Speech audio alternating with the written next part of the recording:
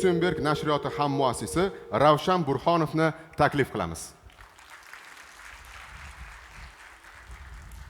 Assalomu alaykum hurmatli ustozlar, assalomu alaykum qadrli yoshlar, kitobxonlar. Bugun men o'z nutqimni savol bilan boshlamoqchiman. Yoshligimizda kim Garvard universitetida o'qishni orzu qilgan? Oramizda rosa ko'p ekan-a? Hali ham orzu qilayotganlar bormi Garvard universitetini? Lekin nechtamiz shu orzumizga yetdik? Kim Garvardda o'qib keldi? Kim Garvard talabasi oramizda bormi? Ustozimiz bor. Xo'p, endi xavotir olmasangiz bo'ladi. Siz Garvardga bormasangiz, Garvard sizga keladi va biz bu narsani uddaladik. Garvard Business Review nima?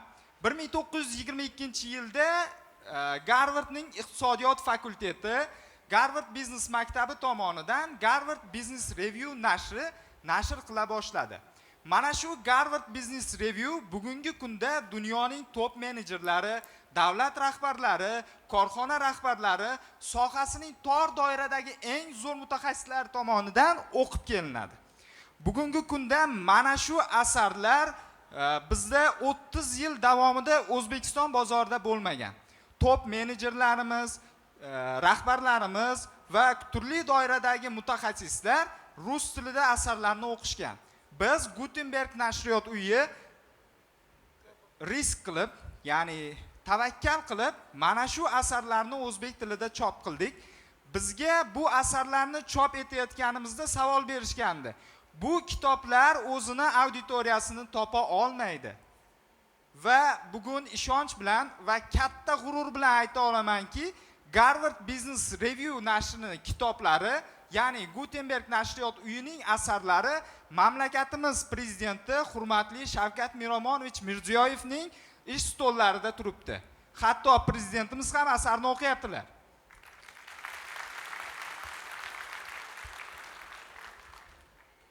Bunda bizga yaqindan yordam berib kelayotgan Yoshlar ishlari agentligiga, xususan ustozimiz Alisher Zafarovichga nashriyotimiz nomidan chin dildan rahmat aytamiz.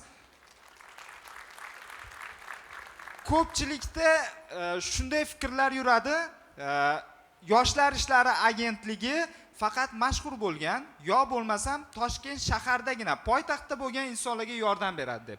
Men tirik misolman. Biz Samarqand shahridan 60 kilometr uzoqlikdagi chekka hududda joylashgan nashriyotmiz. Imom al-Buxoriyni biladiganlar bormi, majmuani? Ana shu majmuadan 30 kilometr ichkariga kirsangiz, bizning nashriyotimiz joylashgan ya'ni. Yoshlar ishlari agentligi bugungi kunda chekka hududlardagi iqtidorli insonlarni ham topib, yordam beradigan zo'r tashkilot. Bizga nashriyotimiz ochilgandan beri ko'mak berib kelyapti. Biz bugun HBR to'plamini taqdim etganimizning asosiy sababi 15-asrda Temuriylar davrida ilm-fan markazi Samarqand edi.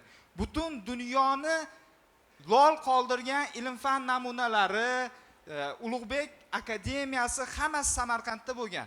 Lekin afsuski ba'zi sabablarga ko'ra 600 yil davomida biz yaratgan ilm-fan dunyoda daydib yurdi. 15-asrda dunyoning ilm markazi London, Houston yoki New York emasdi, u Samarqand edi. Va biz bugun shunday niyat qildikki, shunday umid bog'layapmiz.